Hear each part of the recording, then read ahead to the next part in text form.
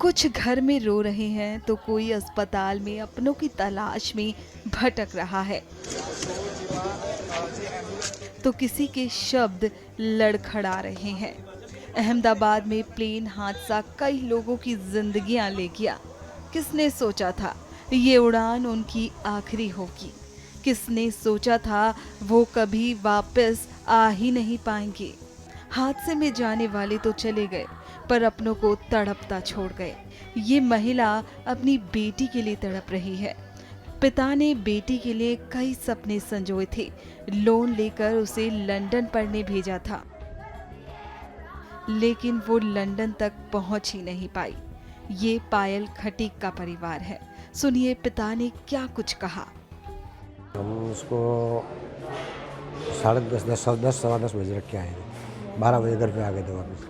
वहाँ पे कैसे उसको लंदन जाने के लिए कैसे हेल्प हुआ? क्या पैसे की क्या मदद हुई? क्या हुआ सब? पैसे की मदद तो लोन ली थी हमने, बाकी इधर उधर से उछीने करके भेजा थी उसको, बाकी कुछ नहीं था उसको। अब अहमदाबाद गए तो आपको क्या बच्ची को देखने मिला? क्या हुआ? आपका टेस्ट लिया? क्या अभी हुआ? कुछ नहीं लिया, डीएन टेस्ट लिया था, कुछ मिला नहीं कुछ। वो डीएन टेस्ट लिया, उसके बाद बोला 72 कलाक बाद दूंगा, इसके बाद कुछ नहीं हुआ। तो कल प्लेन क्रैश हुआ था, उसमें हमारी पायल खटीक भी थी। वो हमारे रिलेटिव के लड़की थी, सुरेश भाई खटीक की पायल खटीक थी।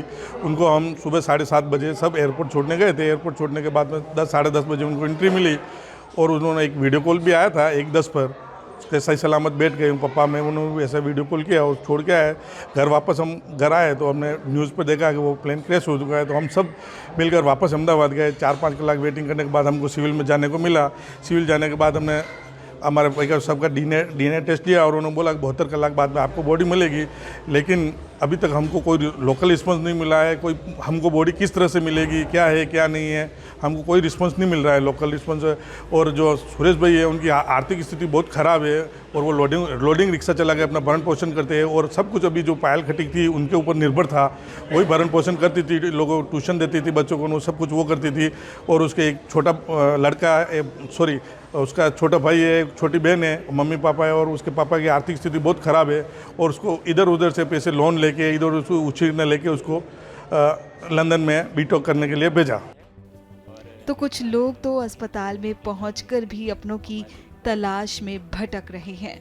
हमारी बहू थी और अभी तो कोई अपडेट नहीं है उसका।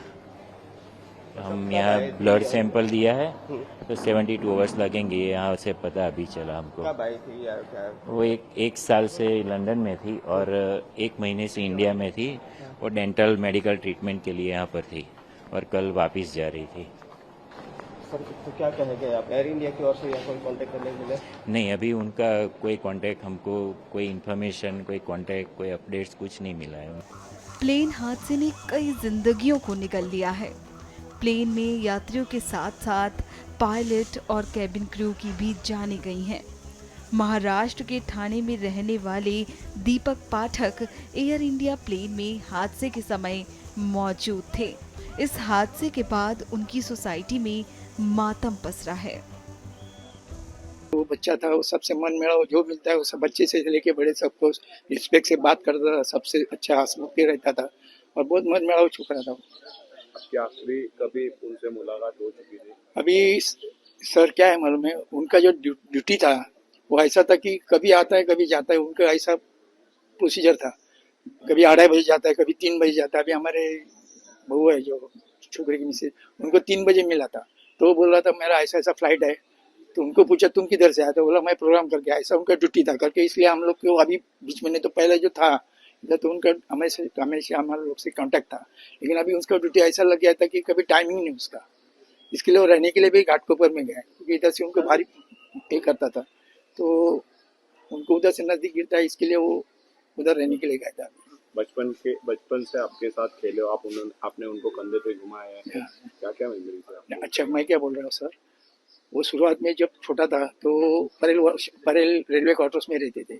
उसके बाद उनके हम जो रहने के लिए हमारे घर से उनके फैमिली सब इधर रहने के लिए आए और तब से वह हम लोग के साथ मेल मेरा सबसे है समझ में आया कि, और स्कूल वगैरह सब उनका उधर ही हो गया है सब। पायलट बनने का उनका सपना कब से था, कैसे क्या? नहीं वो इतना ये नहीं, लेकिन उसको ये था कि एक दिन में कुछ ना कुछ अच्छा बन जाए। बता दें ये हादसा इतना भयावह था कि प्लेन मलबे में तब्दील हो गया, सब कुछ जलकर खाक हो गया। हमसे जुड़े रहने के लिए हमारे YouTube चैनल को सब्सक्राइब करें और नई वीडियो की नोटिफिकेशन के लिए बेल आइकॉन को दबाएं।